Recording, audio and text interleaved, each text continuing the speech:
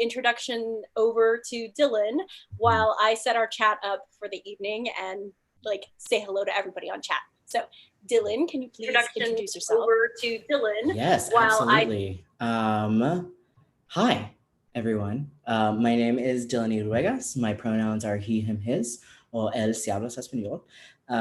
And I am based in Boston, Massachusetts. Currently, although for many a year, I was actually a Vortex company member. Still are. I mean, yeah, like do remote things because that's how life is. It's all now very remote. Dillon, what did I say? I said that earbud was going to fall out and one just like flew out of my ear. It sure did right now. You poor thing. But yeah, so I am the fellow for HowlRound Theater Commons, which is based at Emerson College in the Office of the Arts. And we are an online platform for theater makers worldwide. We have many awesome things like the Journal. We do HowlRound TV, which is live streams of performances, conferences, and other theater industry things.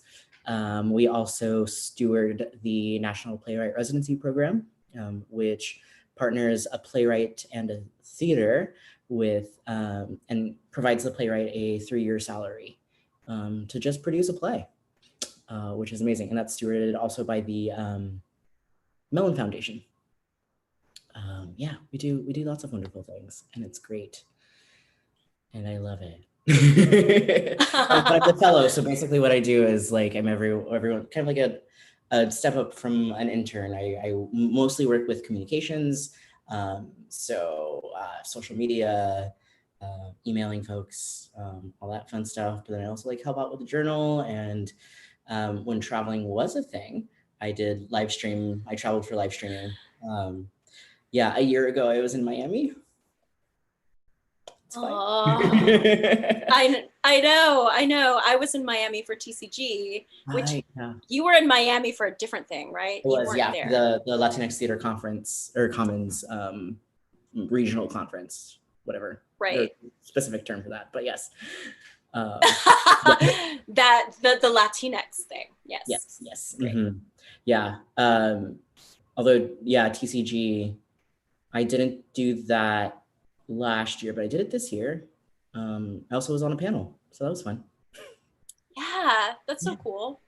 Yeah. So quick introduction from me. Yes, absolutely. My name's Melissa Vogt. I am the managing director at the Vortex in Austin, Texas.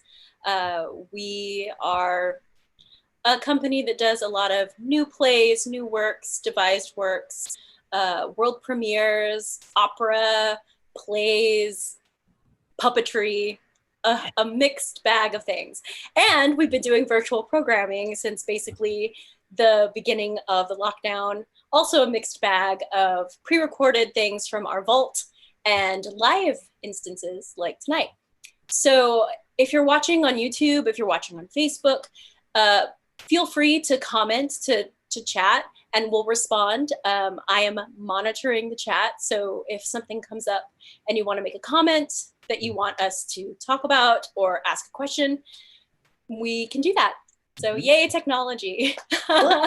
Fascinating. So Dillon, how are you? Just like as a person, you want to check in? I'm doing okay. There's like so many like mixed feelings. I feel like everything now is just like a camaraderie of random feelings. Like my personal life is going really well. I have a boyfriend. Cute. We like him a lot. Yeah. And we are, oh my God, he's giving me the weirdest look right now. He's in the room. He Hi.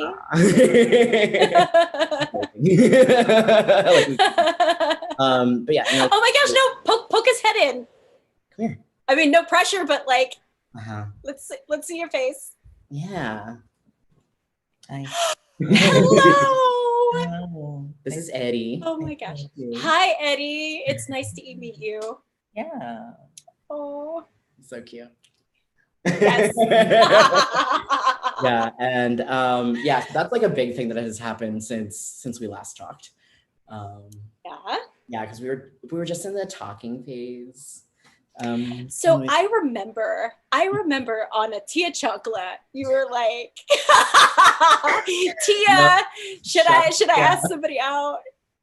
Yeah, I was like, is it ethical in these end times to ask someone to be your partner or whatever? And she's like, duh. And like the second that live stream stopped, Eva was like, okay, number one, yes. Number two, who is he? And why have you not told me anything about him? So yes, shout out to Tia Chancla Oh, / Eva McQuaid. that's right. She's the Uh-huh. love connection. She really is. Yeah. She really is. And like what was also like kind of silly and funny is that like he was also like wanting to make it official and was like talking to other friends, but it's like we're in quarantine and we can't see each other yet. And they're like, and then we had like the check like our video date and we're like, so we're boyfriends now, right? And he's like, yeah. Done and done. Check. Yes. Yeah. Yeah. Yeah. So like that's like the big source of joy in my life right now, which is really amazing and wonderful. Yes, I love That's you. lovely. God, whatever. We're both Capricorns, so it's like just ridiculous. I bet in the best way. Like y'all Yeah. are giving me life on Facebook, just like all of your cute couple pics. I'm like, yes, thank you. We're adorable. What can I say? Yeah. Yes, you are. And we're just like, oh, it's disgusting how much I like you. This is dumb. Love in a time of quarantine. It's a thing. It really is. It really is. It really Yeah. is. Well, you get to like really spend time with another person and get to know them. You're either going to come out of this like head over heels in love with that person, or you're going to be like, this is not this is not a thing. Bye. I mean, that is actually like I've seen that like couples have like definitely broken up like because they can't be quarantined together, and they're like, oh, I needed like my outside time away from you. Right? It was working when we didn't spend like every second together. Now that I like see your weird like food habits and like what you do during the day. More things, yeah. It's like, can you actually cohabitate or can you not? Yeah. It's kind of like the like long distance phenomenon when you're like really in love with someone, you're like doing it long distance and it's great, and then you finally get together and you're like, oh no, like great or like wah, wah, wah, wah. so very true. Yeah, so that's been like I said, a huge source of joy and wonderfulness, even though it seems like the world is burning around us. Because it is. I mean, it seems like it because it is. Yeah, I mean, there's definitely there's like the up and downs of like, man, with all the different like protesting that's been going on, and like very like should be happening. I'm like, yes, revolutionize this country. That would be great. But then there's also like big victories, like Oklahoma just getting the treaties actually being recognized by the Supreme Court. I was like, never thought I would see that. That blew my mind. I know. I cackled like a witch. I was like, you know what I mean? It's like, that's what we mean when we say land's back. Suck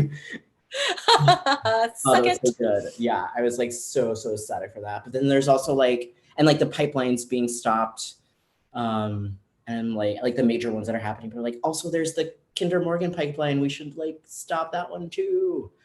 Stop all of them. Would be great. Yeah, and then obviously like with Black Lives Matter, like getting ahead, and then like the ways that different industries have responded to that. Especially thinking of like the theater industry, like everyone coming out with their statements and like, we support Black lives and we support blah blah blah blah blah blah, and then subsequent responses coming out of that. Yeah, absolutely fascinating to see. Indeed, isn't it? Yeah. And like how intentionality and stuff has come around that, because like HowlRound, we did come out with our own statement, but we definitely took like at least a week, if not two, to come out with it, because like it was like this big explosion of like, we support Black lives, we do this, blah blah blah, and it was like not well thought out with, or coming from institutions that were like, do you though? Do you? Exactly. Like, in what way, shape, and form? Like, that's fascinating. Tell me more. So, do you want to start off tonight's discussion with that, since we're Yeah, kind of on it? yeah, might as well. Like, why not? Yeah. Yeah. Yeah. Yeah, so I'm thinking, yeah, with the like, yeah, how round statement, like we definitely crafted it, and it was like a majority of us, and like we, yeah, I mean, like there was a small part of the staff. We're not a huge staff, but like a small part of us, and then like also like subsequently, like getting the entire staff to kind of sign off on everything, and like being very intentional, like what words we were choosing, and like the intents behind them, and like, yeah, like multi-hour long meetings of like, okay, we need to be very precise in like how we are like saying everything, and also owning up to like ways that we have failed, like where sometimes like we haven't been the best space for folks, specifically Black folks, or any other marginalized identities. So it's like when we're always learning, like trying to do that, whereas like I saw like so many different institutions who have like put these statements out, and I was like, I have like first person accounts of like how you have not treated these like Black and Afro-Latino folks in your company. Why are you saying this now? Just because it's like cool or whatever? I mean, not cool, but like what you're supposed to do to be your, like, I guess like faux white liberalism. Well, and like I also like wonder what the intersection is with, like, they actually truly believe what they're saying, like that Yeah. they both have the intention of wanting to be that, and the blindness of not seeing how they're not that.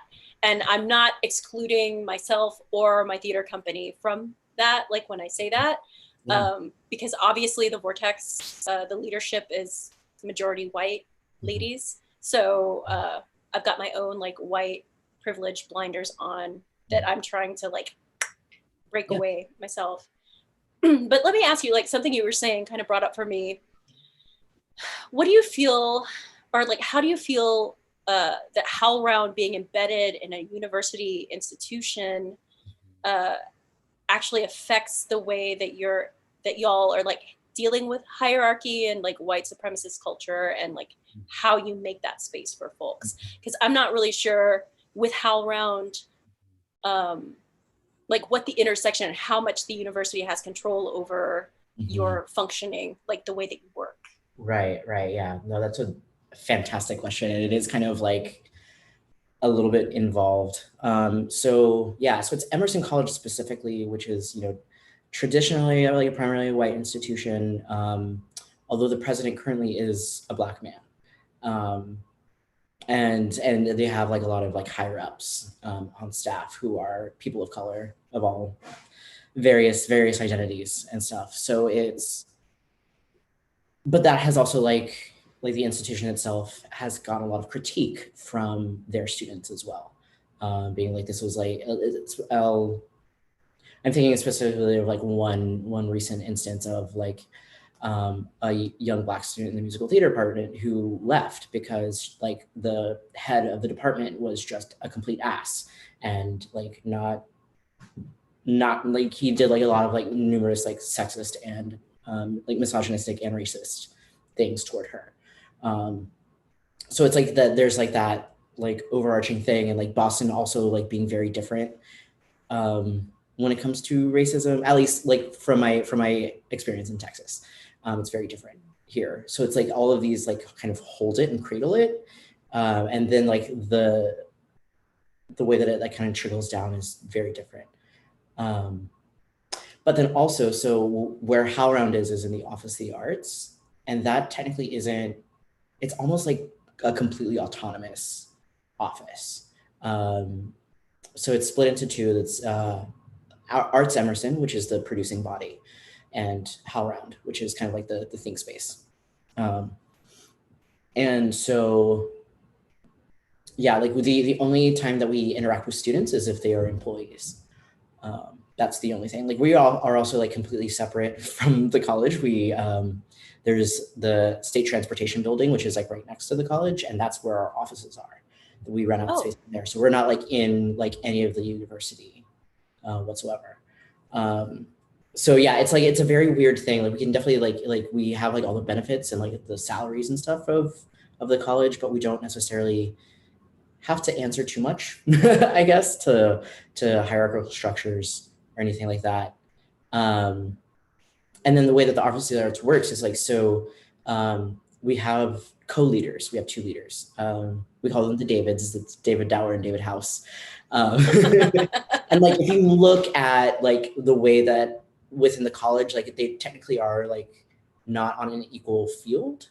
Like one is like the technically like executive director and one's like the vice president or something like that. But they run it equally, like they are on an even level. And so, and they mostly like run Arts Evanston. They are like not super hands-on with HowlRound, but they are like, very appreciative.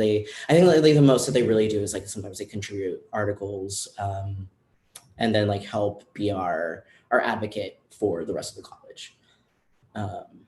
And so all of that to say, when we come to HowlRound specifically, we actually are recently we've hired two new folks.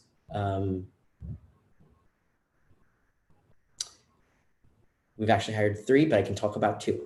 Actually talk about this one. So we hired a new communications manager back in April was when she started, and she's really dope. And then we have a new producer who's actually the former producer of the Latinx Theater Commons. So she's coming back. That is so cool. Yeah, that is so cool. Really dope. And then there's a third one that I can't talk about yet. But it's there. That's right. Well, now everybody knows to keep an eye out and like see what HowlRound comes out with in the next few weeks. That's very exciting. That's cool. Yeah, it's super exciting. And so like that's like different ways that we can, obviously like we not in like the there's like that the way of doing it where it's like, oh well, we have to make sure that this person ticks all of the minority boxes. It's like, well, no, we're not gonna do that, but like we are gonna like pay more attention to them and maybe not like weigh faults against them because we're like thinking more deeply about like the systemic oppressions and ways that people may not have access before and stuff like that. So that's like one way that we can do it. And then there's also like the contributors.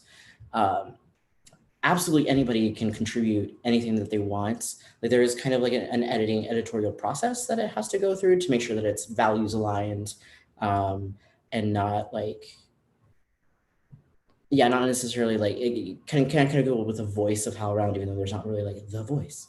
And so there's that process, and we try and like get as many different intersections and people being able to have access to speak their mind or to be involved in some way. That was a long way to get to there, but like that. Well, I mean, but that it's like a big thing because when you're in a like an institution embedded in an institution, like there's definitely just like that connective tissue and like what works and what doesn't. So that's really interesting to hear about how y'all are functioning because I honestly don't know. I love HowlRound and I love reading the articles and I love watching the panels and stuff, but as far as the inner workings, this is like all new news. So if you're just tuning in, I just want to like reintroduce ourselves. Like this is Dillon Yruegas, who is in Boston and he's working at HowlRound Theater Commons, and I'm Melissa Vogt. I'm the managing director at the Vortex. If while we're talking you have a question or want to make a comment, feel free to use the chat. We're monitoring it and can answer your questions live. Absolutely, yes. Yeah. I swear people think that like HowlRound has a staff, like a very robust staff, and it's like, no, there are 6 of us plus like some student employees and a couple of part-timers, but like there's not a lot going Well, on. for like what the service that you're doing to the community and as much as you're doing, it feels like a lot. You know, it feels like you should have a big staff, but I Yeah, get it. we're absolutely everywhere and doing so much. Yeah, even like how around TV stuff, like we've just consistently like upticked all of our stuff that we've been doing. I guess an example that I give is yeah, like our average number of streams that we would do a month would probably be like 5 to 10. And now I think last month we did 90, 75 to 90, something. It was intense. It's like intense. How many? Because we're doing multiples a day. Like we're doing at least 2 a day, if not like 3 or 4. I think there was like who's the team that's monitoring all of those? It's like yeah. So Vijay is the one who heads it up, and then Thea, Thea and Travis. Travis was a student worker, so like he came back to help us, like just like during pandemic times. He was looking for a job and we're like, hey, we need help. Please do this. Yeah. So it's the 3 of them. We're working on it. And it's a lot. It's a lot of stuff to do. It is a lot. Yeah, that's a lot. Yeah. Thankfully, like a lot of people have been like researching a lot on their own and like aren't necessarily kind of like swimming in the dark of like, I don't know how to do any of this. We need all of your help to do absolutely everything. You know, people are definitely getting zoomed down a lot more, or any of their different streaming services that are video conferencing apps and stuff. And like, yeah, kind of figuring it out. Like the Segal Center in New York, they're doing what they call Segal Talks, and it's daily at noon Eastern. They're talking with theater makers around the world. And so like, that's pretty like much an autonomous thing. Like he gets everything set up and like all we have to do is like press live. And like yay, streamlined and like it's in their hands. So we just gotta make sure like nothing craps out. Which, you know, like no matter how long you've been doing this, something inevitably will happen where you're just like, it does. Yeah, absolutely. It's so true. Oh man. Yeah, and there's just like so much good content coming out on TV. Yeah, like the National Black Theater has been doing a series recently, where they're just talking about like black leaders in the theater around the country, and like especially with like different intersection identities. Like the one that happened last week was with queer creative voices, and like Adrienne Marie Brown and Toshi Regan and like all these amazing people were a part of that. I'm just like, yes, this is brilliant. Like that, and also like I'm plugging that one, y'all. Watch that. Yes, please. It's a plug great all of your awesome programming. Yeah, yeah, because even Adrienne Marie Brown and her sister, whose name I am forgetting at the moment, but they have a podcast called How to Survive the End of the World. Which is actually like really good and really brilliant. But they did a live taping at Emerson, which we also live streamed. So also highly recommend that. And all of these, you can go to howlround.tv to see all of this. Okay. Yeah, and there are different. I believe that one sends you to upcoming live streams, but then there's like a link to look at the archives. Okay. And there's just like a wealth of content that you can search through. Everything has different tags at the bottom of it, so you can like, and it's like things of like specifically like Black theater, specifically like LGBTQIA plus theater. If you want to deal with criticism, if you want to deal with like anything under the sun, we have an amazing taxonomy page that you can just kind of spend hours and hours looking for stuff. Cool. That's neat. Yay. Yeah, I definitely enjoy it. And like, yeah, and then like some of the pieces that have been coming out lately. Oh, one that I can upload or uphold that also like brings us back to the statements. There's one called we don't need your statements. We need true advocacy or something like that. Oh, yeah, that one has definitely been making the rounds amongst theater makers in Austin. I've seen several people post about it. Good. Yeah, no, it's an amazing one, and it's like a great read. Yeah, from two like well-respected Black men scholars, theater scholars. Yeah, we'll call them that. Yeah. There's terms that I can use. It's fine. But no, yeah, that was like a really great one.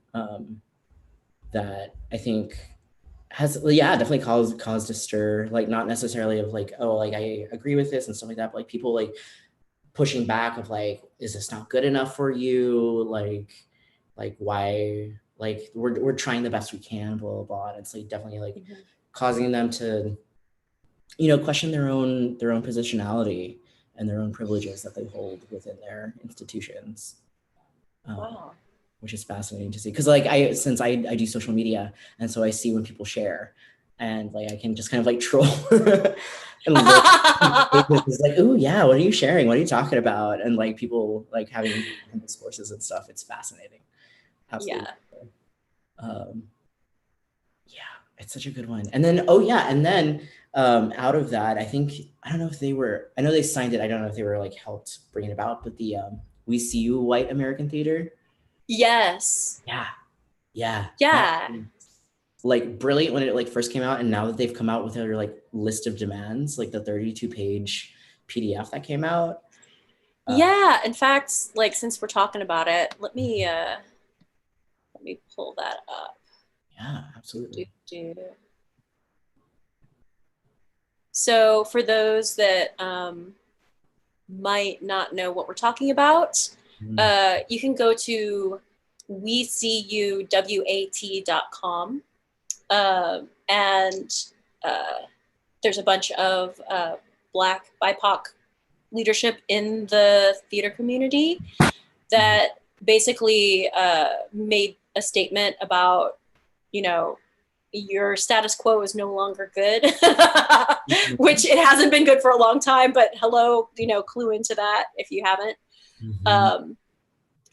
And then recently, like Dillon said, they came out with this 32-page document of demands for white American theater. And it's very comprehensive, and definitely something that I will admit, I haven't read the entire document yet, because it's like, it's a lot to take in. And I want to give it the space in my brain that it deserves, and not just kind of like let myself skim through it, but actually read it and contemplate it and ask myself like how it intersects with me personally as an artist, and also the institution that I work for. Right. Yeah. So this will definitely be a big discussion with our board at our next board meeting about what the Vortex is doing that is in alignment with this, and where we fall short, and how we can work towards change, because this is not something where you can just like go down this document and just check boxes. This is systemic change. And so it's going to take a long time to make these things happen, but they have to happen, because white American theater cannot stand the way that it is right now. Exactly. Yeah, it's brilliant. I will say that I've only read through it once, and yeah, it is a lot to take in, and I definitely like myself want to revisit it. Like while I do like fall under the higher or the acronym of BIPOC person, like there are still ways that I know that colorism exists, and that like my own assumed privileges can happen. So yeah, like I definitely hear you on that of like, okay, like what ways like am I complicit with white supremacy, and like how can I combat that, and what ways can like my position as at an institution like help steward that as well. Yeah, but it is a lot to take in, but I highly recommend everyone to just kind of like read it and sit with it and like, yeah, just kind of like reflect. I think that's like what a lot of this is like, it's a lot of reflection on, yeah, the ways that you're complicit within the society that has been created around us, and what we want to do to dismantle that. Yeah, and it applies to everyone, not just the people that work for an organization, because when you're an artist, whether you're on stage or backstage or whatever, um, you know, you become complicit with what is happening around you. And of course, organizations need to make this space where people can call them up when something, is happening that needs to be changed. Exactly. But we have to work as a team, and have some trust there that we're going to mess up. Yeah. And that's the only way. We have to like stumble our way forward through this. Yeah. It's gonna be messy. It is messy. I mean, not gonna be. It's messy. It's messy. Yeah, it absolutely is. Yeah, yeah. I mean, I'll talk a little bit about the vortex and our, response to George Floyd and all of that, how all of that went down. I think we came out with a statement within a few days. I think our statement came out like maybe day 4 or 5. And yet still, I don't know. I'm glad that we made the statement, and like we were one of the first Austin theaters that did make a statement. And I'm disappointed that it took us that long to recognize that we needed to make a statement, if that makes sense. Yeah. Like as an individual, outrage and anger and all the things that go along with that. But the fact that it took us that long to connect our personal selves with our institution needs to talk about this, like why did it take that long for us to recognize to do that?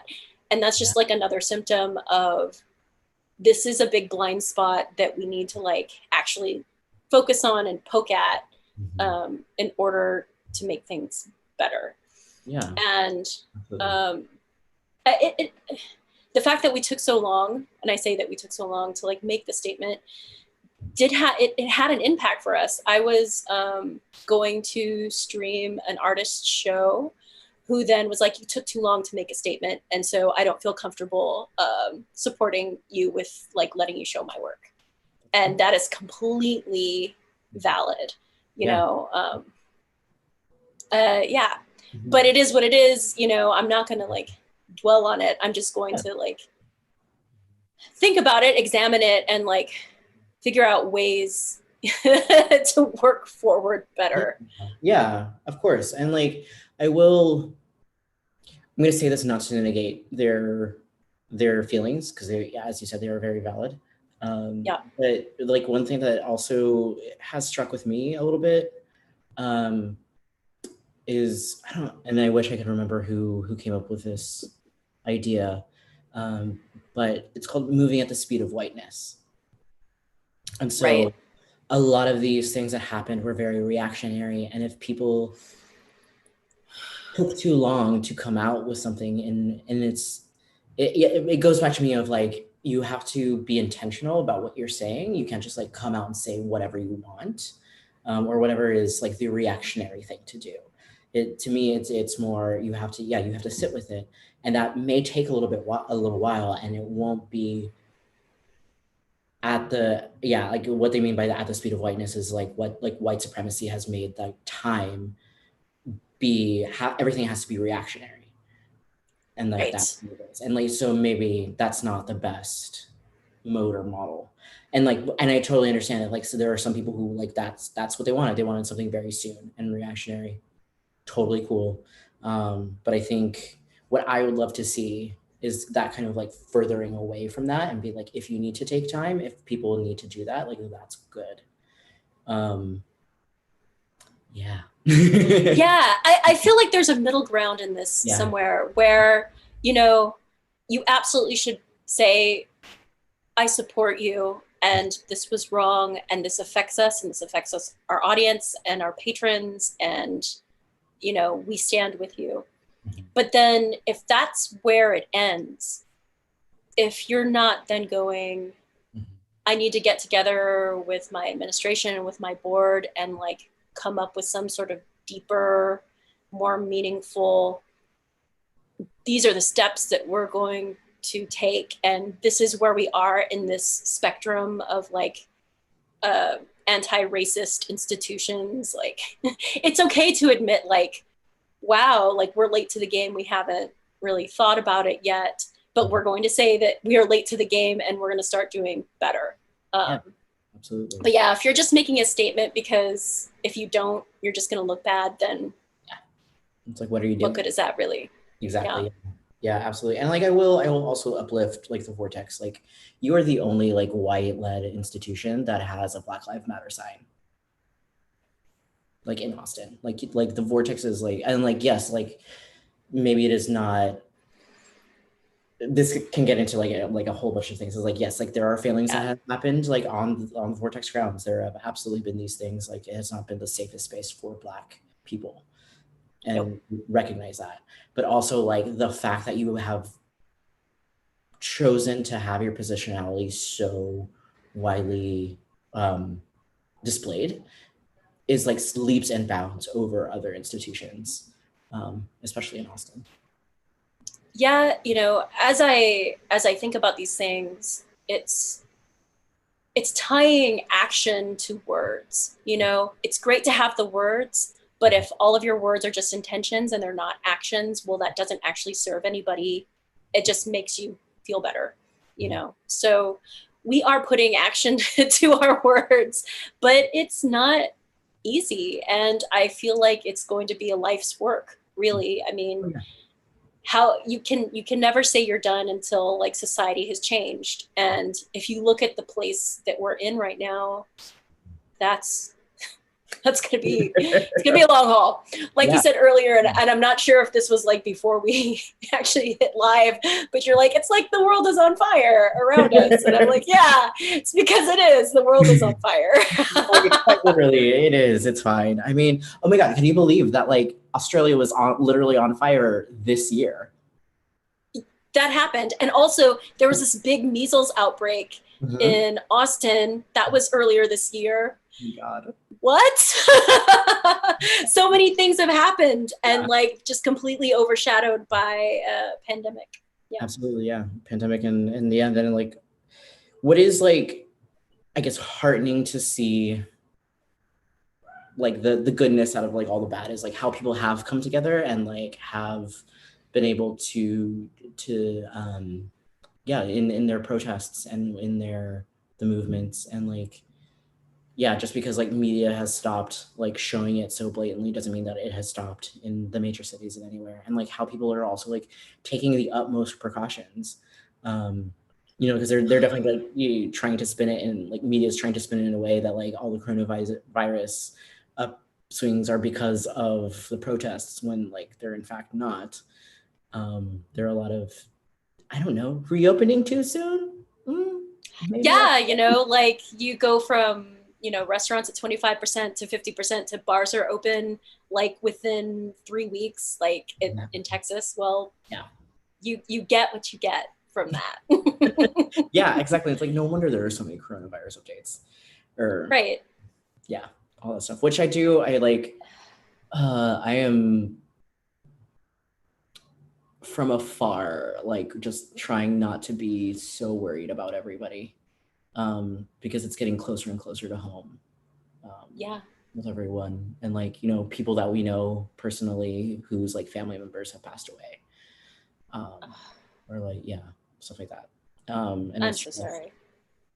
Yeah, you know, and it sucks. Like it's not necessarily like, I guess if you're gonna think in like the family circles, like it is like a little bit further out of people that I know. It's not like super, super close, but like it's still like, it could be anybody. It could be anybody. Absolutely, no one would know. And then like the fact that it is such an institutional like misgiving happening with like the governor of Texas, and his administration just completely like not serving the people in their best interests. Yeah, that is very, very frustrating. Yeah, and like the people who are going along with that too, like the bar lives matter protest that happened. I was just like, ay, chingado en serio, these pendejos, like these pendejos, what I are know, they yeah. doing? Yeah. Like really, like you just care that much more about your money than you do about like I don't know anybody. Because like if every fucking on wood, if everybody dies, who's gonna go to your fucking bar? Well, Nobody. there's that, and there's also like, we'll care about your employees, and part of me recognizes that they do. Yeah, Like, part of their argument is they want to put people to work yeah, because being out of a job is horrible. of course. But if you're dead, then Yeah, what good is anything? And I feel like a lot of those people who were protesting for the bars were actually not from larger cities. They were from outlying areas in Texas that got shut down mm, too. But you know what? This virus doesn't care about county lines. Like, people travel, especially in the summer. So, mm-hmm. yep, Yeah, it's like it it's a doesn't bad scene. not matter at all. Yeah. Oof. Yeah. Yeah. Yeah. Yeah. Yep. I know. Yep. I'm also like, I've been seeing like a silly meme going around of like the reason like why they wanted the bars and restaurants to open up so quickly is because white people can't cook, and so they're tired of eating their own food. Yeah, I mean, there's probably some truth, small truths to that. I Right. feel like I can cook, but I also grew up in South Texas, so I know how to spice Yeah. my food. Exactly. That's the difference. You actually know how to spice your food. Yeah, spices. Use them. Right? Just Not use just salt and pepper. What? them. I know. Oh goodness. That's so silly. Yeah. So what about this Goya like protest? Okay, but I will say Goya's always been trash. Like I don't know. I guess I've always known that they were owned by Spaniards and like trying to do it. But I will say, so when I moved here and I had to find a new grocery store, which was sad. Yes. Um, It's not on HEB. HEB. Also, like we won't get too far into it, but like HEB isn't the best either because if you look at the Butts family, they're also hella conservative. Anyway, but yes, so Goya, like they like if you go into like grocery stores here and you go into like the Latin American or the Mexican aisle, it's like just Goya all the way down. Like you might get some like Olo Paso or some Ortega, like maybe some of those, but it's mostly Goya. So it's like cool. Like I would never have bought this before, but here's where I am, so this is what I'm buying. Great. Yep.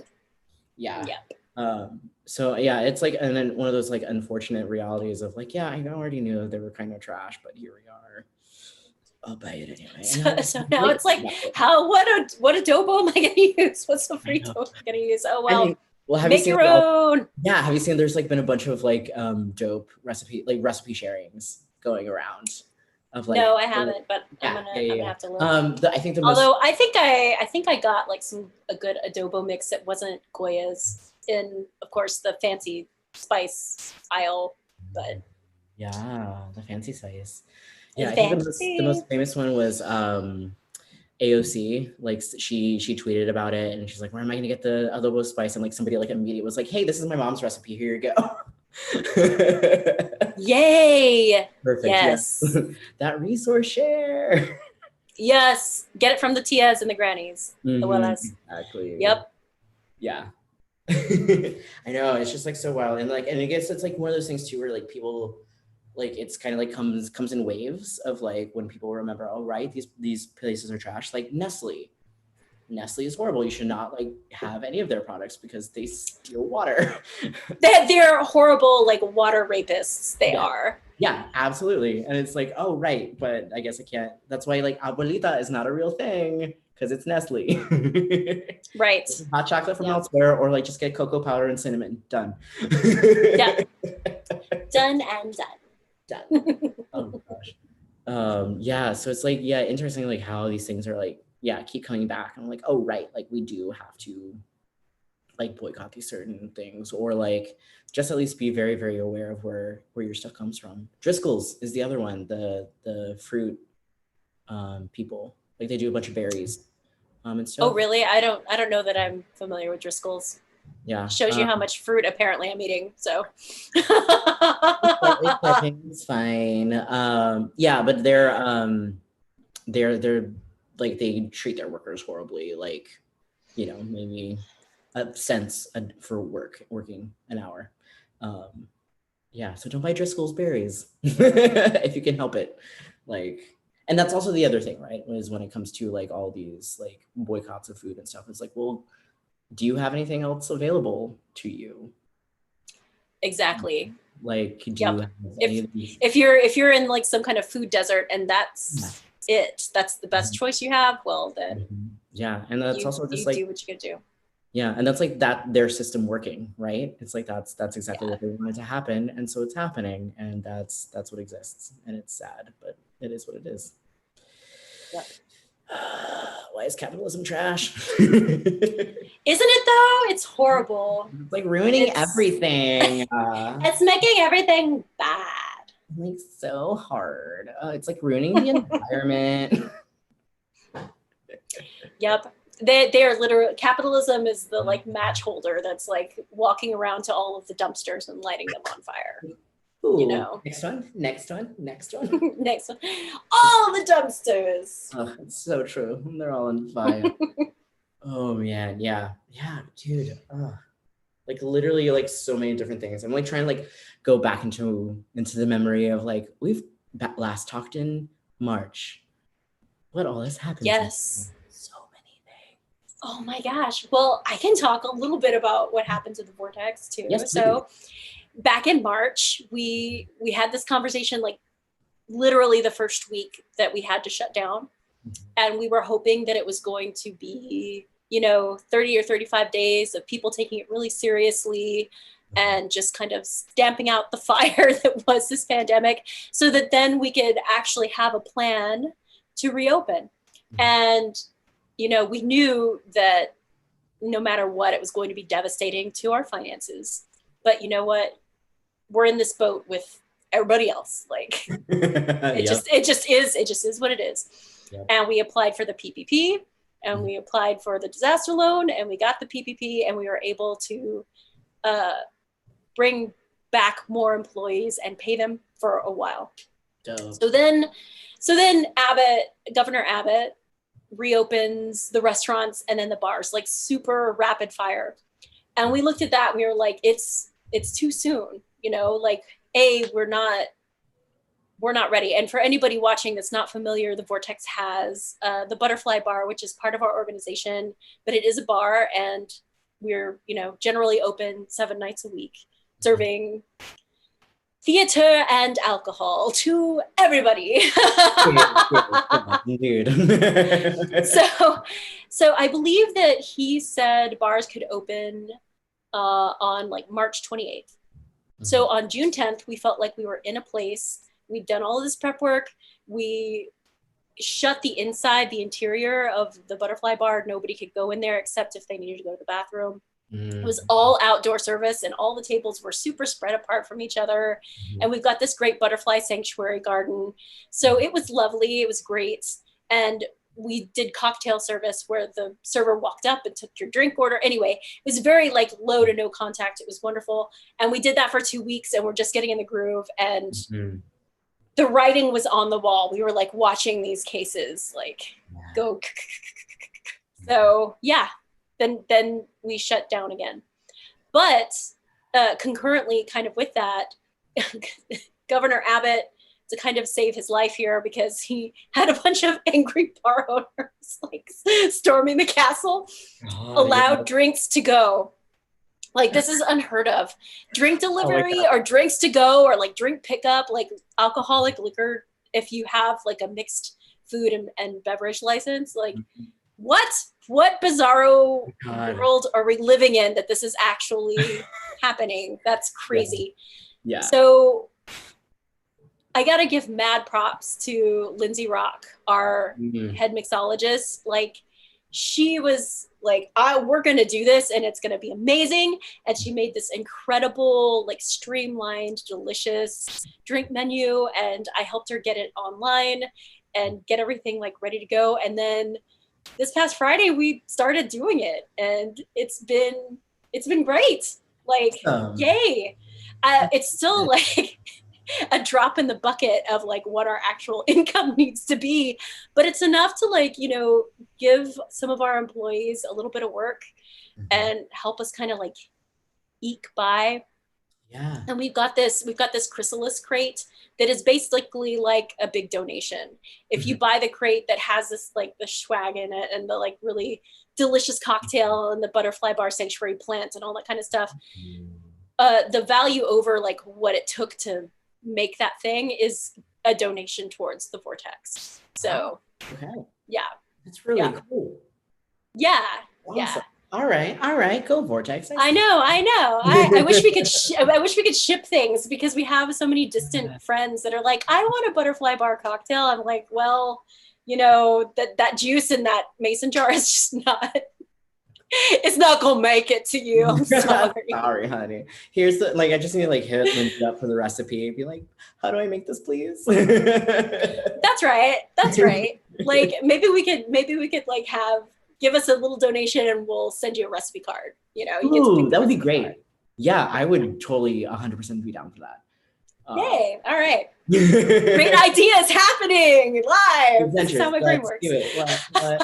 No, yeah. When I saw that Governor Abbott had been like, yes, we can do alcohol to go now. I was like, still can't buy liquor on a Sunday from a liquor store. Nope, and you can't buy beer or anything before noon. Nope. In fact, you can't buy liquor anywhere except liquor stores, which in a lot of states that is weird. Like my brother who now lives in Iowa is like, I could go to the Walmart and buy whiskey. And I'm like, wild. Oh my gosh, yeah. But now in Texas, mixed drinks to go. And so you order it online and you pick your little time that you're going to come get it.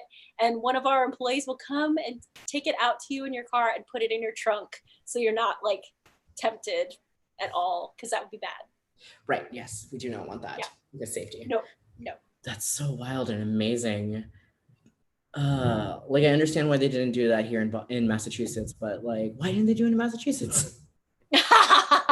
Well, and I'm also thinking now that the genie's out of the bottle, I don't think we're going back to the time before liquor to go was a thing. Not at all. I mean, at least if you do it in the right way, right? Of you're getting a full to go order and then you can take it. Cause that's the whole thing with the open container law is you can't leave a premises with alcohol. That's right. And you have to buy food that's made in our kitchen in order to also buy the alcohol. Exactly. Yeah. But the secondary wonderful thing is that Patrizzi's is doing to go, so you can get Italian food and your liquor to go. It's that's amazing. I want to do it right now. It's why did I not actually plan for this and get this tonight so that we could do this? Right. Yeah. Actual advertising. And this is what you can get. And here's lovely food. I would have red sauce smeared all over my face. I'd have that Patrizzi smile. Hello. I've literally seen children running around in our yard covered in pasta sauce. I'm just y'all. I believe that because of course they want their red sauce. Oh, they do. They want that sauce, and it's just all over. I miss Patrizzi's. Also, me too. I haven't had it in a while because I'm living in Georgetown now. So right, yeah. And it's also, one thing when you're there all the time. And there for shows, and it's what am I gonna go eat? I guess it's Patrizzi's or what's the taco place that's right there? Not me. El Chilito. Yeah, El Chilito. It's either gonna get tacos or Italian. What do you want? Yep. It's what kind of heartburn do I want to have tonight? Especially but that's just me because I'm in my late 30s, and so everything gives me heartburn. Yo, I'm outing myself as an old person. Okay. Yeah, you're so old, Melissa. Oh. I am. You don't look it though. I guess that's why you played Elizabeth Bathory, right? Yeah, that's true. That's true. Also, I was telling Dillon earlier, I like massively sunburned myself today gardening. So gardening in Georgetown, it's like breaking rocks. That's basically what you have to do. It's 2 inches of soil and then limestone parfait for like the rest of time. So That's a good way to put it. Limestone parfait. it is. They're just like little. And some of them are giant rocks that are just like this, like that you have to break through. I have like a 6 foot tall, hefty like iron rod with a pointy end that I just like Captain Ahab and Moby Dick harpoon the white limestone until it cracks open, and then oh man, I have pictures of this on like my phone. Hold on. Oh, please and thank you. I would love to see this. Let's see what I got. Melissa conquering the limestone.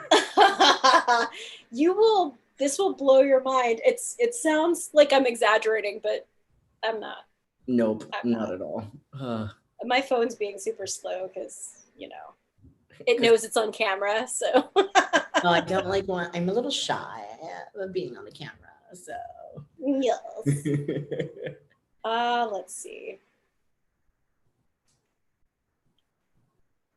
All right.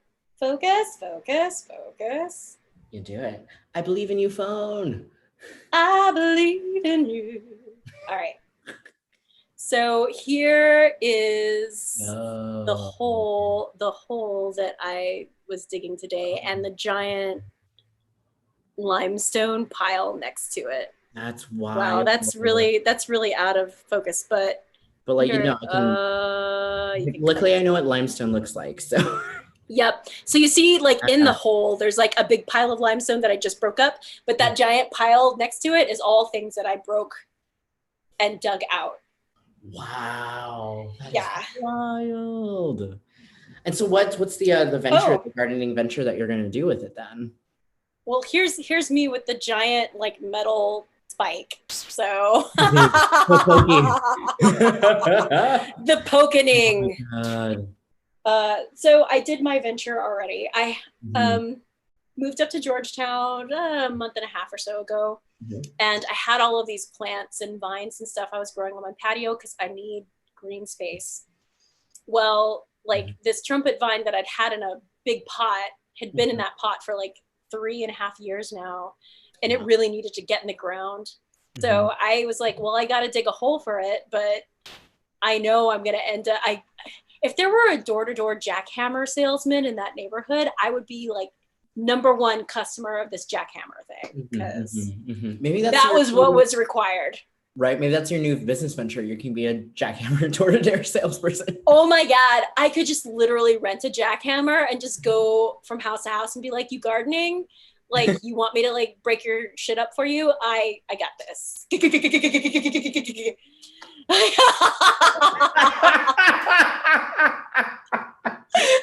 Oh my God. Oh my God. I just see you just like. Yeah. I've done this before. Alex and I totally jackhammered a bunch of limestone in our parking lot. It was great. Except for this one point where we accidentally jackhammered it into the limestone too far and it got stuck. Yep. Didn't know that could happen. Didn't know that was a thing. Apparently it is. It is a thing. Now you know. We did it. Yeah. We had to like get a sledgehammer and break the limestone out around.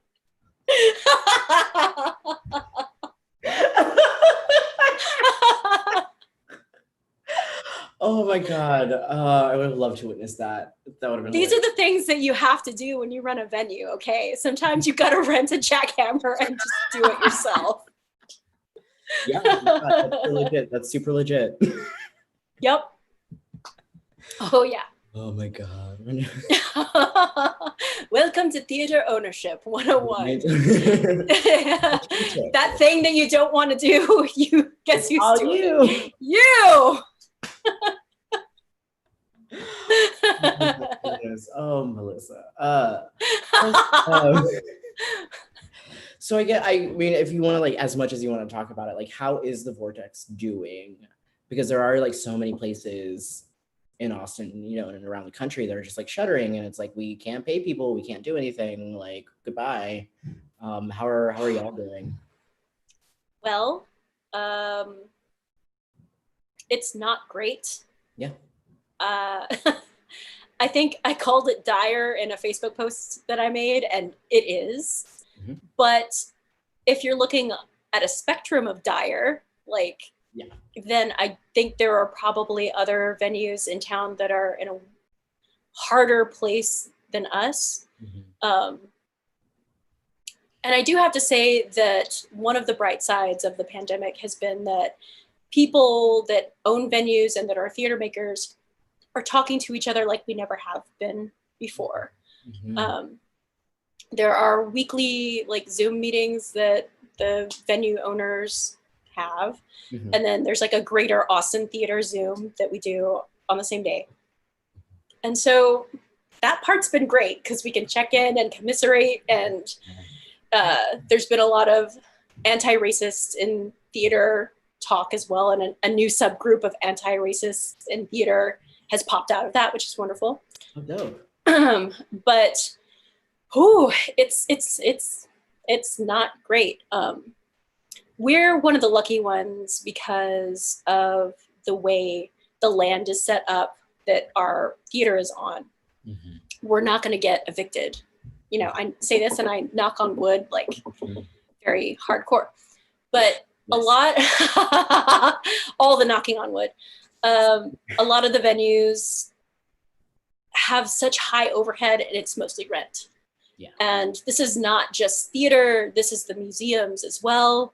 This is the live music venues that might also be bars, but are mainly like there for live music. I think it was the Chronicle that came out and said that, you know, 70 to 90% of live music venues might be closed by October or the end of the year. Oh my God. It's that serious, you know. Wow.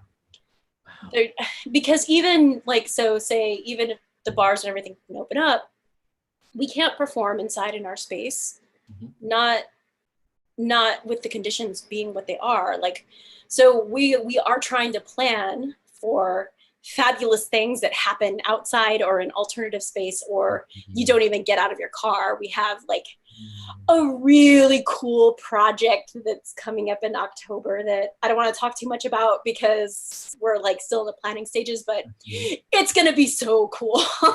Good It's going to be go. great. Okay. It's very exciting. And you know, you stay in your car. Mhm. Um, but the fact is, you know, we have this big empty space that's now costing us money and bringing nothing in. And that goes for like the theater and the bar. Like, Right. yeah, we can't just leave it empty, lights off, not taking care of it. We have to do upkeep. Of course. It is the way it is. Yeah. So, Yeah. I mean, that is like, yeah, the reality of what we're doing, and like us, you know, trying to be as proactive and innovative as we can. I mean, we've seen that, like, you know, with all the different programming, you know, moving online, moving into different spaces. Cause like that was like one thing that we talked about like the first time. It was like, okay, what's theater gonna do? Like, how are we gonna be able to do these things? Like, this is yeah, fascinating. It's happening.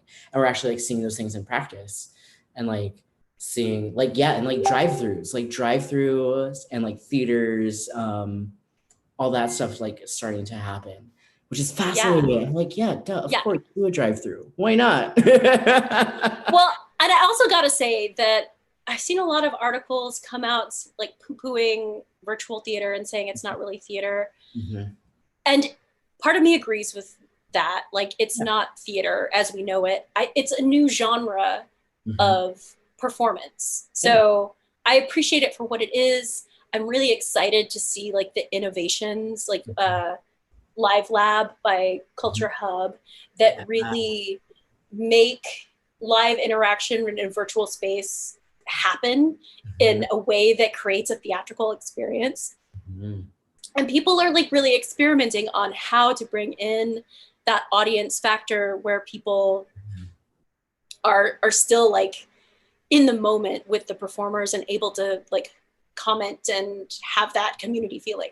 Yeah, absolutely. So I'm super excited about it. I also feel like this is a genie that's come out of the bottle that's not going back in it. It's like so accessible in a way that theater itself really just can't be, you know, for differently abled people, for like people that can't afford a theater ticket. Not that that's always like a barrier, because places like the Vortex, we offer Radical Rush free tickets. Right. But then there's also that, like, you have to know about it in order to take advantage of it. And we're such a virtual world that the odds of you coming across like one of our streams is probably higher than you randomly seeing a poster, you know, at your coffee shop for a show and like deciding to make that choice to go see the show. Exactly. Yeah. That is so very true. Yeah, I know, because like there were definitely you know, people saying that like Zoom theater is like its own type of genre of theater. And just kind of like reminds me how like performance artists, like they're artists that perform. It's like, honey, you're doing theater. It's like, it's right? You're a theater person. Like, you don't have to call it theater. You can be a solo performer, whatever you want to, but like, you're doing theater. It's fine. I don't know. I do feel like there is performance art that's like outside the bounds of theater. Although, okay, tell me more. You know, if it involves an audience, I suppose that's like definitely one of the like requirements for having a theater show. Mm-hmm. But there are certain like long-term performances, like in time, that you're going and going and going. Like I think of Marina Abramovich. Yeah. While I think that her work is theatrical, there's a lot of that I'd be like, I don't know if I would call that theater, you know? Okay. Yeah. Yeah, because to me, it's like, if you're doing something for others to see and you're doing it in a space, you're a theater person. And I would also say that I think there are some performance artists out there that do things for no one, like, and you know, like, so where does that fall in the spectrum? If you make art in a forest and no one sees it, did that art even exist? Did it actually art? I guess, you know, the audience of one that is yourself. Right, yeah. And also, like, those are the people who are doing like the arts for art's sake, and it's like, we don't live in that kind of society, honey. Like, you need to help people out with your art. Come on now. Yeah. Yep. Yeah. I was gonna say else, but I don't remember. So we'll vamp for a little bit. Maybe it'll come to me. Maybe it won't. Was it about performance artists? It was about like Zoom theater and like how it's not. Oh, Zoom theater. Because like, okay, so like this is not like a mean thing. This is not shady. It is all tea. No shade. Yeah. As the Black trans women say. But so we've been getting a lot of pitches on more towards like the beginning of pandemic stuff starting. Not, it's kind of like weaned off a little bit now, but they fell into 3 camps. Zoom theater is not real theater. It will never be real theater, and I hate Zoom. Fuck off. Or it was, I hated Zoom theater. No, I love Zoom theater. It's great. Or, yeah, Zoom theater has been around for a minute. Where the hell has everybody been? Come on, you old boomers, you know. And like, that's all it's been. It's like, okay, cool. Yeah, we get all of those, but like, you're just ranting. There's these wonderful things called like, I don't know, Facebook, Medium. You can go rant there. Right. Like talk about specifics. Talk about like specific productions and process and all of that. Exactly. Yeah. Like, and like how you did these things and like what's working, what's not working. Which there have been like a lot of amazing articles that have come out. Like there was one that came out this past week that was about a Zoom opera. And like, I read that because I was like, yes, please tell me more. How do I do this? Yeah, because it was like, you know, all about getting like around the time lag that happens with music and live performance. Yep. And then time lag is so real. Yep. So like that was fascinating. It was like, oh, you like legit did an opera and it was good. Yeah. What? Yeah, and so like, yeah, figuring like lots of like learnings and things happening. With Yeah, and I personally like I myself want to actually produce like something for Zoom beyond Baba Yaga, but because I am so busy actually like producing the like a weekly content, it's like impossible for me to create. So that's kind of what I'm looking forward is like I'm stockpiling all of these great practices and learnings and whatever, and trying to find the time where I can make my own work again. I feel yeah, kind of like I haven't been able to make my own work.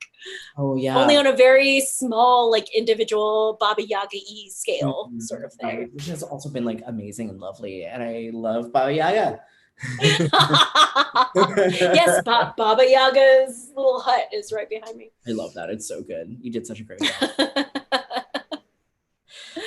Yeah, but like also like the yeah, things being created for Zoom specifically has been good. Like Rudy Ramirez's COVID Decameron. Yes. So So good. I saw someone else, like, Mhm, it might have been a university or like it just kind of passed through my Facebook feed. Like, I mhm, think on the Women in Theater like page, mhm. somebody was talking about, oh, we decided to do this project on the Decameron. And I'm just like, Done we did like it. we did like 9 weeks of that already. You tell me more about what you did, and like let me tell you how we did it first. Exactly. Exactly. I'm sure theirs is like a very different thing, obviously, because there's so many stories to be adapted and the Exactly. way that they did it and shot it and Yeah, whatnot. But absolutely. I'm so proud of Rudy Ramirez and his brilliant mind and like immediately making that connection and like just being like, I'm diving in and I'm doing this and I'm getting a Here bunch we of people to go. work on it Mhm. because that is how Rudy Ramirez rolls. Yes, they do, and they're amazing, and we love them. Yeah, they're really good. In fact, I'm probably going to like rebroadcast some of Ooh. them because I Mhm. feel like, some people watch them, but it needs more audience. It does. As Yeah. someone who also performed in one, I completely agree.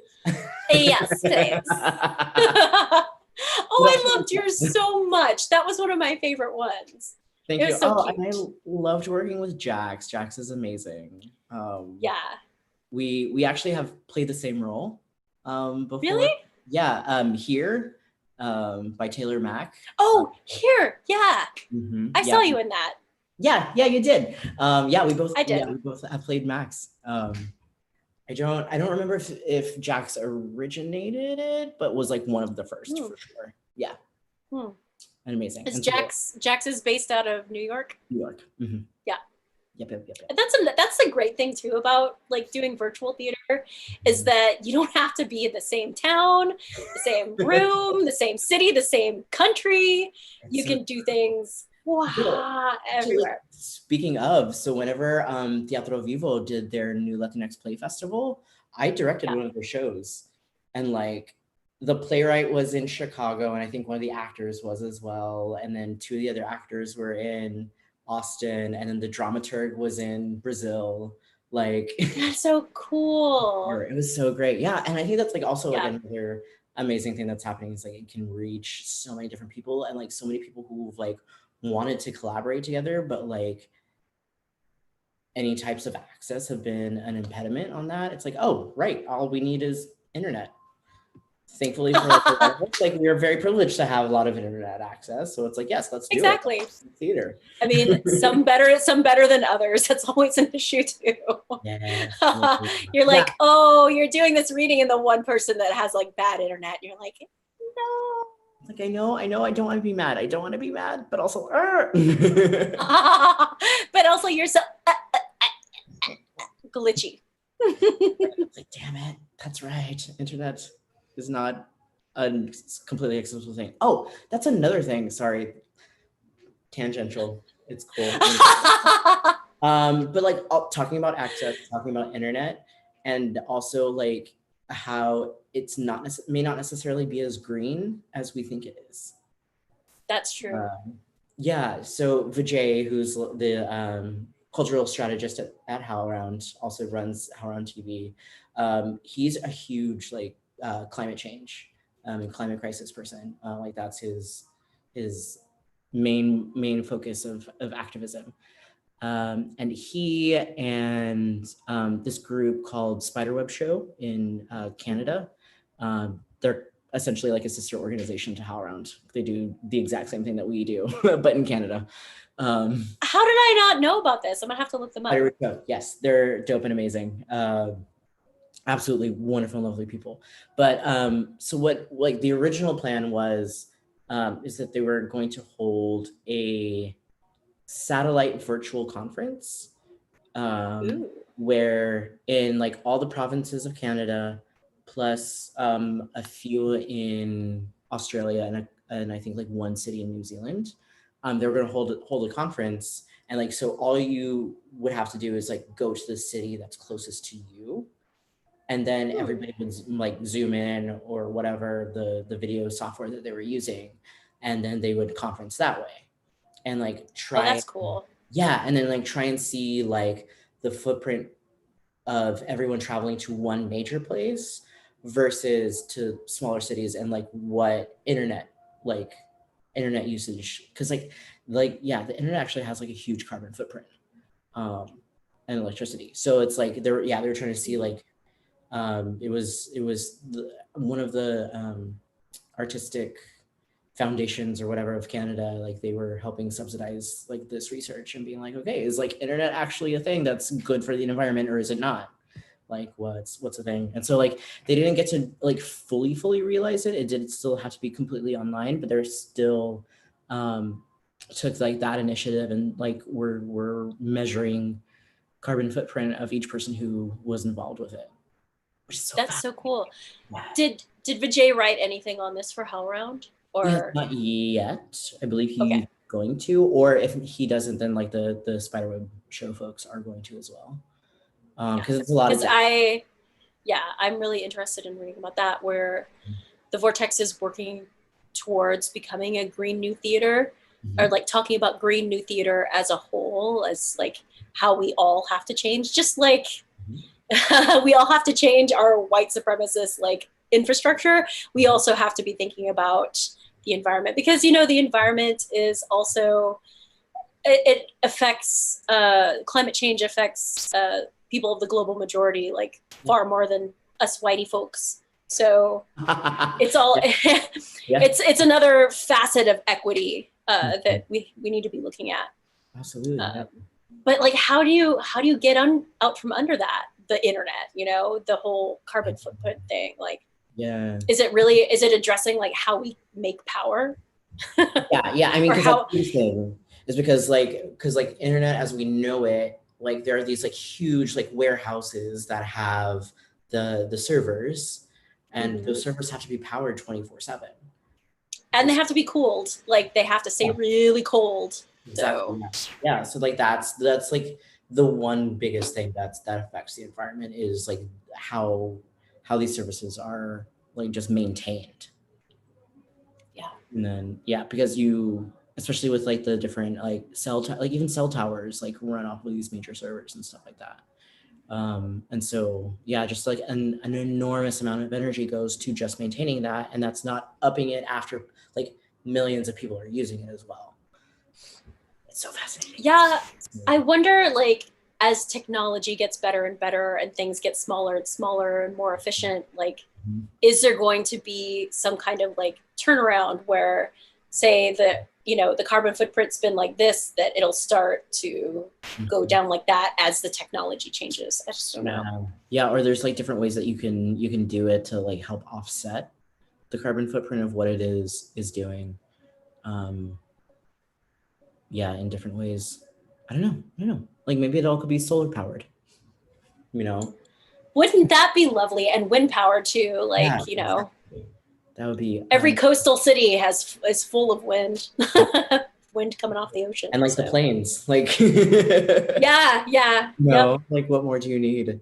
It's like it's fascinating like the different ways that like renewable energy has been like kind of very much integrated into theater, and like in the moment that we find ourselves in, of like how we can help that as well. I mean, I feel like organizations that are around our size and smaller, we're used to being really scrappy and like reusing everything that we possibly can.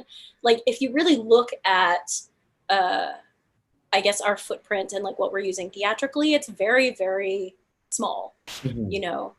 For sure. Um, but then I guess the larger you go, the more you like you have to get a new couch for every production and like whatever, or maybe you're renting furniture. I don't even know. My brain can't even comprehend having a budget that size to Right. like Yeah. make those theatrical choices. I'll be honest. Yeah. Yeah. But then, I mean, I'm like, what of the 20 chairs will we be using that we have in this production? they already exist. Oh, Anne Marie, can you add a little filigree here? Wonderful. Thank you. Yep. We've made entire shows out of cardboard, and that has been the aesthetic choice, mind you. But like, it doesn't get much better than that. It's like cardboard, hot glue, paint. We good. So good. Yeah. And we have so much cardboard because of the bar, but of course, yeah. Yeah. Yeah, but no, yeah, because like there's definitely like the major theaters who like, I mean, even I have known like designers, and this isn't like a mean call out or anything, but there are designers who like they want to use new materials every time. They don't want to reuse anything because that's what they are. And it's like, cool, sure, that's what we've been doing. That's the precedent that has been set. But also like, what is this doing to our environment? Like, do you actually need that? Do you know of a way to like make it better? And then also like, yeah, you're like destroying, because I know like for some, you know, spaces, like they don't have storage space to store sets and stuff like that. Well, I mean, even if they do, like, especially for these larger institutions, like the stuff is so specialized. Exactly. They're not going to be able to reuse it. Exactly. And something else. It's just like a monstrosity that's been built. And then what do you, does it go to the landfill? Does it go to like a reuse facility? I don't know. It's like, what can you but do? it makes me want to ask people. So maybe I'll have a panel about like reusing theatrical sets. Yeah, might as well. Yeah, and because like wasn't there, I don't know if it still exists, but I think it was like the Rude Mex who had the like scene shop co-op. Yeah, like, that was in the well, no, it wasn't the Rude Mex, it was Salvage Vanguard. Ah, right, yes, okay. And that was at that space, which now is unfortunately no longer. Yeah, but they're getting a new space at Rogie Farms. They are. That's exciting. Oh, yeah. That's amazing. Congrats to Salvage Vanguard. Yeah, it's really cool. Yeah, good for them. They have been without us. So bright sides in this pandemic times. Yeah, things are things are happening. Yeah, I'm wondering. I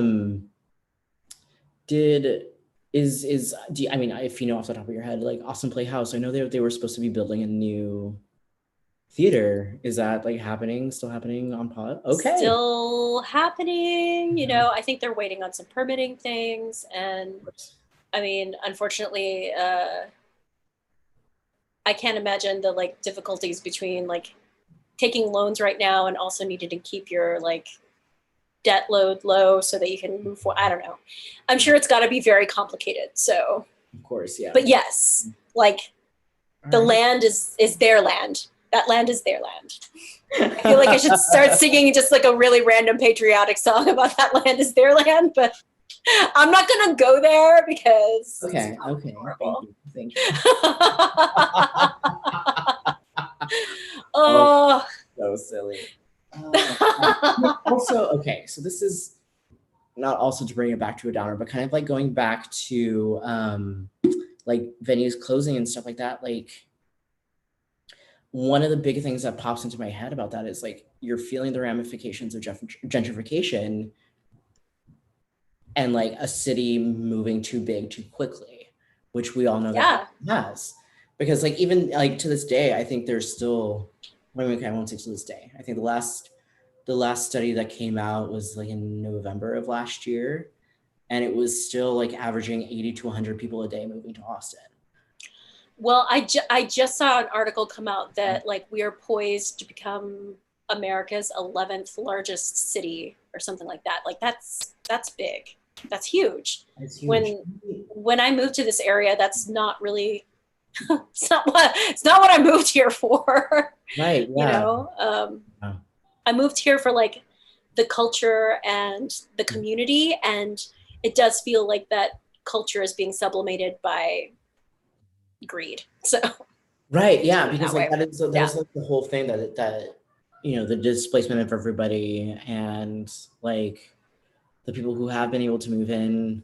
I mean, I mean, I always like hate to like sound like the I miss the good old days of Austin, but also like it's very real of like the people who were there and like were its historic residents like aren't able to be there anymore, and it's like who's all here? It's all the like tech company folks or like whomever, and also like obviously people like trying to find like go where jobs go. That's happens. We are very migratory that way. Yeah. I But mean, also it's really disappointing. Our theater is located on the east side, like on Manor Road, which is historically a Black neighborhood for anybody watching that doesn't know. Um, to see all of these like modern farmhouse style homes that are just like generic and gross, like popping up all over the place, it's like a cancer. no, It's it no really good. is.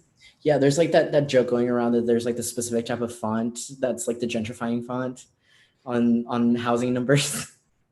Yeah. It's true though, because like the second I saw that popping up in Austin, I was like, well, here we go. It's happening. Yep. Oh no, the font is on the wall. We've been gentrified. Yeah. It really is. Yeah, I know. Like even so, the last time I was in Austin was in December. And Yeah. even then, like being gone for like a little less than a year, like I saw new buildings, and or like buildings being finished and like well lived in or something, and it was just like what, or like buildings being knocked down. I'm like, where did this place go? Like what is Yep. happening? It's just like so fascinating, like how quickly it happens. Yep. uh, Yep. Well, Austin for me became this, when I moved here, it was a place where you could be an artist and kind of squeak by with your day job and like pay your rent and whatever, like, yeah. but you could make it. And now it's becoming impossible to do that. Mhm. Just impossible. Yeah. I can't even contemplate like buying a house. I No, couldn't afford it. I couldn't afford the property taxes on it. And exactly. that's stupid. It's wild. Yeah. Oh, so weird. Yeah, and like that's also like another thing like with like pandemic stuff and like forcibly like having these places reopen is like people aren't able to do any of their art stuff, so they're focusing on their survival jobs to help them out. Right. And even their survival jobs like aren't taking necessary precautions to keep them safe. And so they're the most vulnerable of everybody. And so it's Well, like, and I'm really actually scared for people when the eviction moratorium ends, mhm. because it's going to be happening around the time where that $600 extra a week for unemployment is also ending. I just think it's going to be a bloodbath. Yeah. And it's like, if all these people get evicted, but people can't afford to then, move into your empty house because like nobody can afford anything right now. Like, Mhm. what is going to happen to the housing market? Is that going to be the death knell of this like secondary housing bubble? But Mhm. what a terrifying time. It's just like, the Is yeah. second wave of the first wave that's still happening of the pandemic, Mhm. plus this wave of the economic, crisis that Mhm. we're all weathering. Exactly. Yeah. And like how Whew. intertwined we are, and like how our I always say back to this, but also like how our government is just like not handling it very well, like whatsoever. I don't Nope. know. I swear I'm gonna be on like so many different FBI lists once this I is know. Yeah. Like this lives on the internet. talking shit about the government the entire time on like online and like live streaming and stuff. It's fine, whatever. Well, it's not like they don't know that people think this way. True, true, true, So true. It's so silly, but I'm yeah, just making honest observations of what I see in reality. Okay. like just the mess that is happening, the absolute goddamn mess. Yep. Yeah, and like And just uh, another thing that I have been contemplating is like, how are we as institutions, artistic institutions, like really checking up on our people? Because it's so dire right now, and it's so hard. I feel like we get a little bit of tunnel vision around like what are we going to do and how are we going to stay open, and like employees and venue and blah. Mm-hmm. But our artists, a lot of them are teachers, and they're looking down the barrel of having to go back to school. A lot of them were in the restaurant industry, servers, like, and they're either dealing with people in restaurants not wanting to wear masks, or they're out of work because Yeah, the restaurant had to downsize or whatever. exactly. So there's a lot of people out there that are struggling and suffering, and it's Mm-hmm. very hard because theater people in general tend to be very physical, Yeah. community oriented, and now like we've got this barrier You're just like, of virtual, yeah. which also like has its own barrier of like if you don't have the equipment or the Yeah. knowledge or whatever, Mm-hmm. how do you access even a Zoom? Exactly. You know? Yeah, it's a lot harder. It definitely is. And like, Yep. I don't know, I see so many of like the larger institutions that are just like furloughing their employees, and or even like outright like doing it. I was like, because like we have to like keep the core group of the people going, blah blah blah. And I was like, yeah, but like also how much are you making, and do you need to be making that much? Can you help pay these people, or can you actually like help the people who are you're laying off like get unemployment or do anything like that? Like, can you do these things? Because like there was, I'm not going to name it, there was a company who recently did that here in Boston, Mm-hmm. and some people found out via the news article that they were getting Yep. from it. And I'm like, so that's how we're That doing it. ain't cool. Like that's not That cool ain't at all. cool. And especially like going back to these wonderful statements that people were making. It was like, oh yeah, so you believe you stand for Black Lives and all this fun stuff, and like you're opening your lobby and blah blah blah, but like you're not actually going to be able to pay your employees or help them out in any sort of way. You couldn't even give them the Or details, even like notifying them. try.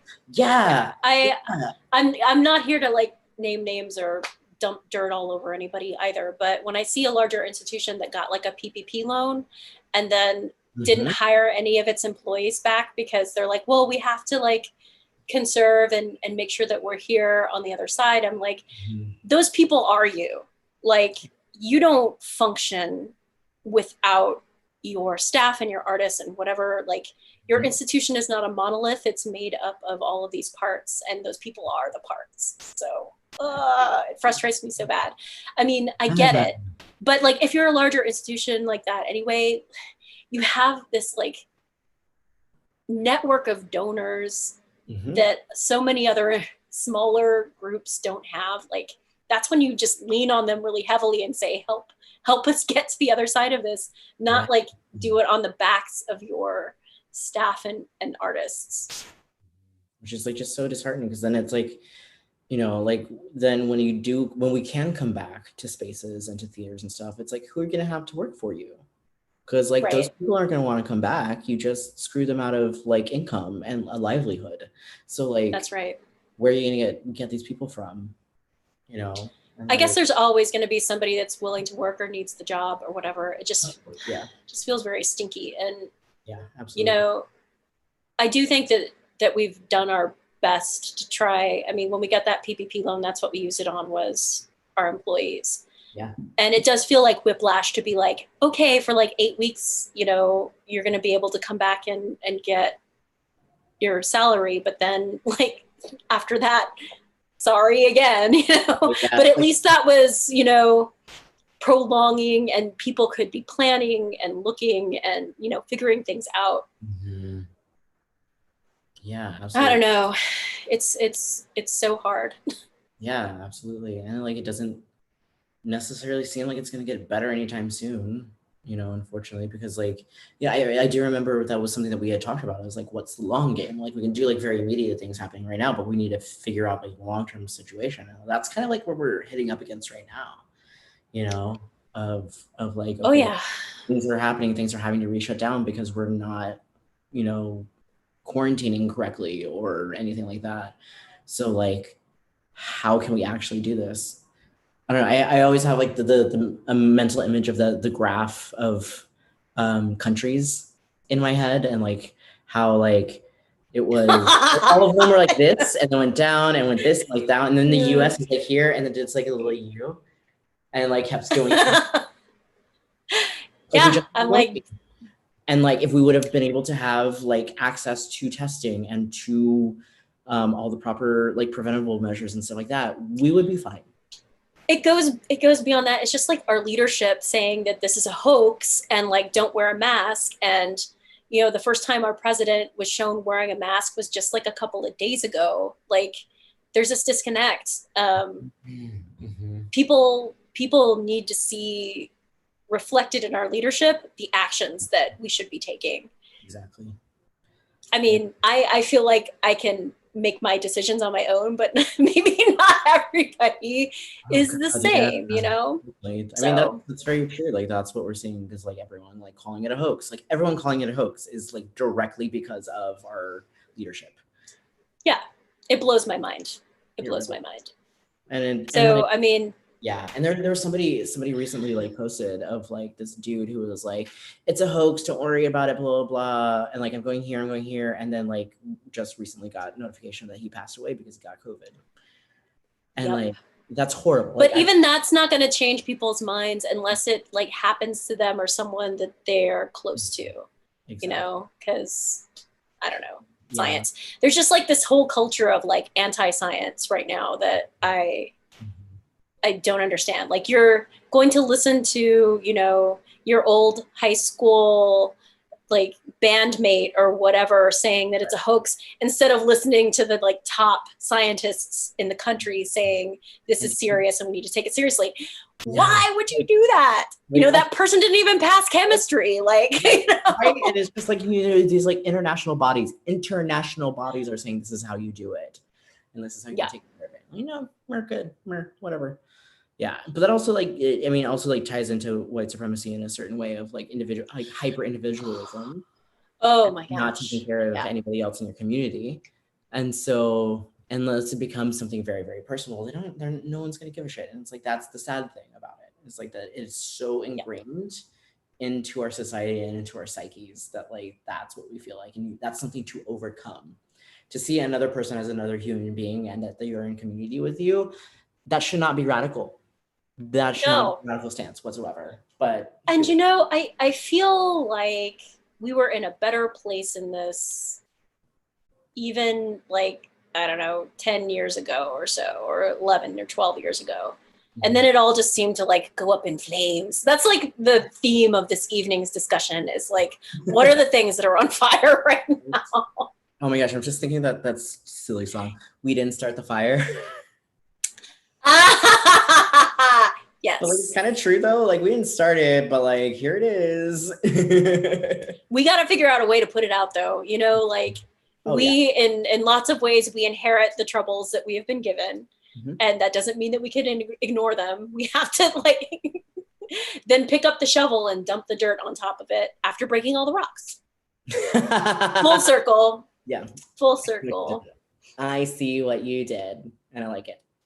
But yeah, no, it's very true. It's like, yeah, we definitely have to like make this world like change it up. And like, I mean, and like there's several quotes going around of like, why is racism so bad now? Why is like this so bad? Blah, blah, blah. And it's like, well, we can all see it now. Like we can all see everything happen in real time. Like you can't sweep shit under the rug anymore because we can see it. Like, I remember I was talking with some people about like the protests that were happening that were going like very violent, and it was all on account of police happening. And yeah, I was talking with them. They're older, and so they like trust news sources to tell them like what's going on, blah blah blah. And I was like, I like may like follow that, but I'm like going to Twitter and like seeing all sorts of different people looking at all the different comments that are happening on these posts and stuff like that, because I want to see like people who are on the ground who like this is happening to them, or like people who like are advocates and allies for certain groups. Like I want to see what they are talking about and like how I can like put the story together and not just like, here's a nice little package that we have given to you because this is the story that we need to tell, or like this is the view that we want to give you. It's like, no, like that's not good anymore. That's not enough. And like, yes, Yeah, it's just like the worst parts of everything, but like that's reality. that's part of what frustrates me about this narrative around the protesters causing a surge in infections is that, you Yeah. know, if the police weren't tear gassing them and shooting them with rubber bullets and pepper spray, then people wouldn't be taking off their masks and running and screaming. Like, Right. Yeah. there's a direct causality to these actions that increase the danger for everyone. Yeah. Oh man, I could go on and on. The protests, like initially in Austin, were very violent. Violent action was taken by the police, and it was bad. Yeah. That was Which is actually. one of the reasons. Yeah, one of the reasons why the Vortex then opened our space to the protesters was because Mhm. we have like ample outdoor space, and we have a hose, and you know we had a bunch of food and water and stuff donated. Like Amazing. it could be the place where people could go to like rinse off or rest or like wait for emergency help. Right. Yeah. But I mean, thankfully, not many people had to use the space in that way. Okay. But it was available to them, Mhm. and I gotta like give major like props and shout out to Jeremy Brown, our Yeah. board president, because he drove a lot of that action. And Good. I'm staying with people that are immunocompromised, so I can't actually be like feet on the ground for a lot of this thing. I can like do a bunch of organizing behind the scenes Mhm. and getting like volunteers and whatever, Mhm. but without people being in the space and Yeah. like Bonnie and Jeremy and helping like run Mhm. that, it wouldn't have happened. That's So so wonderful. Such good people. yeah, Yeah, yeah, I know. I was there was a few different Facebook live feeds that I was like watching the protests happening in real time, and it was just like wild to me. And then also like, you know, the intrinsic evil that comes with using tear gas, number one, but also during a pandemic that affects the respiratory system. Like, yep, and then having all of those officers resigning in protest because they wanted to use it, because they deserved to use it. I was like yep. like I'm the, like, you know what? Like people have the right, the constitutional right to protest and have free speech. And exactly. taking over a highway or standing in the middle of a road and causing, you know, somebody's day to back up, whatever, that is not violent action. That is peaceful protest. And in fact, that's how you make things change. You become such a big, loud voice and like such a roadblock Mhm. that change happens because people are like, oh, well, we got to address this. You Exactly. know, it's not a reason to use tear tear gas. Really? Oh, Like, like such no, violent, and also like incorrectly using the rubber bullets too. that's Like right. use like that was like the wildest thing of them just like straight shooting. I'm like, no, like that's not how you use that whatsoever. Like that's why so many people have been like completely harmed by them. And like not here, but like, you know, nationally, obviously. Like Yeah, people. permanently damaged. I mean, I'm not sure. I haven't actually checked up on that poor boy that was hit by the Yeah. beanbag in the head. And he was just an innocent bystander that was there to like kind of observe this historical moment happening. And then, Yeah. you know, that has changed his life and his family's life forever. So, Exactly. Yeah. Oh, yeah. It's just like the different ways that this is like radicalizing us, you know?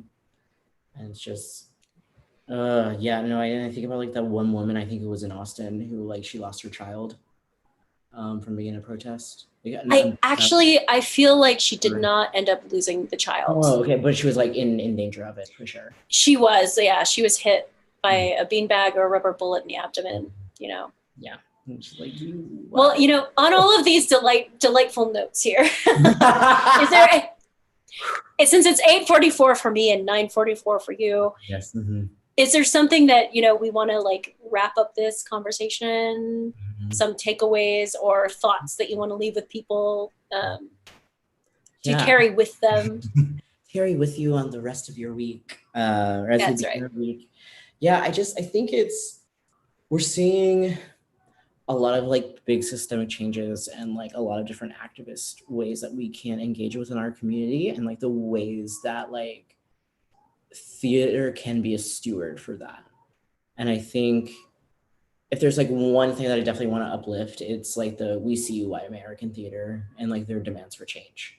Like, yeah, like I think that is definitely one thing that like you need to read through and sit with and actually see like if there is anything that you want to do or you want to change, because I definitely think like we need to like this is the time to completely rethink the American theater as we know it, because the way that it has existed, especially with Broadway and commercial theater, because we know that that trickles all the way down to the Lorts and to the smaller community theaters and stuff like that. Like we absolutely have to have a reckoning with ourselves and change it, because it's not serving anybody. It's not serving anybody. It's like even the people that like are profiting off of it, like it's not doing anything for you.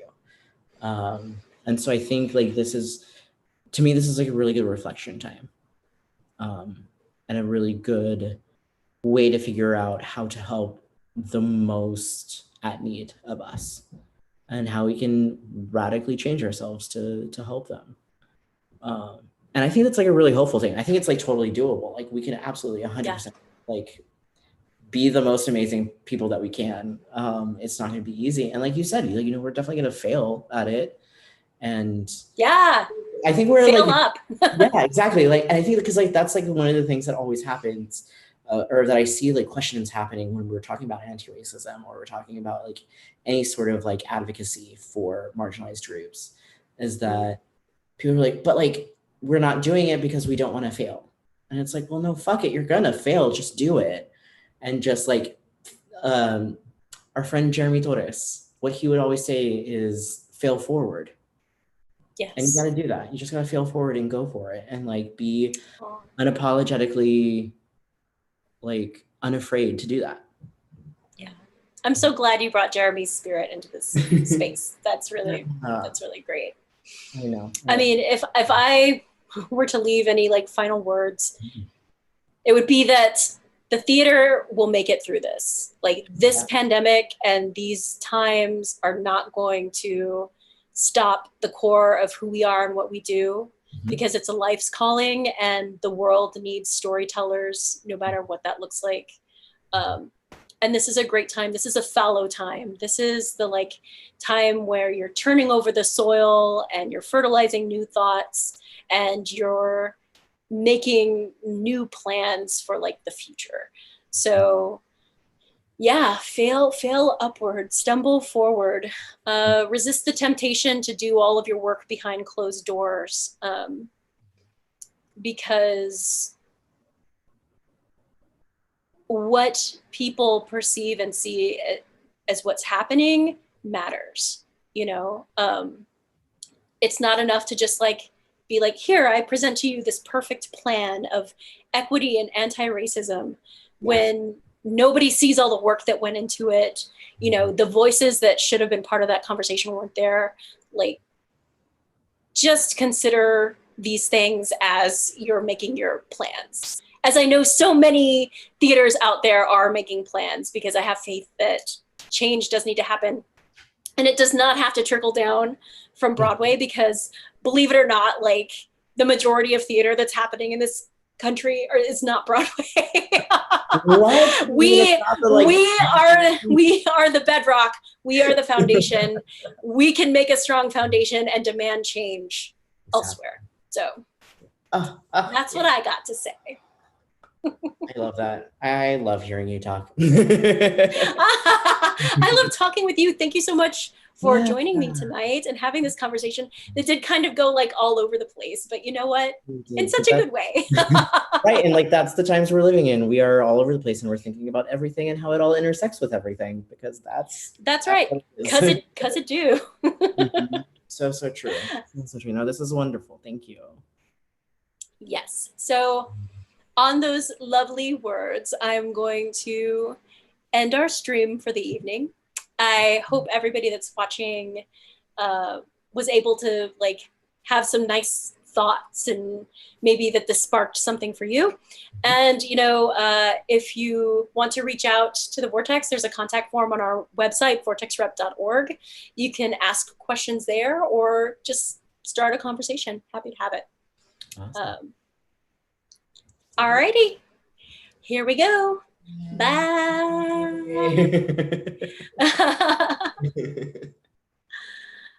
All right. Sweet. That's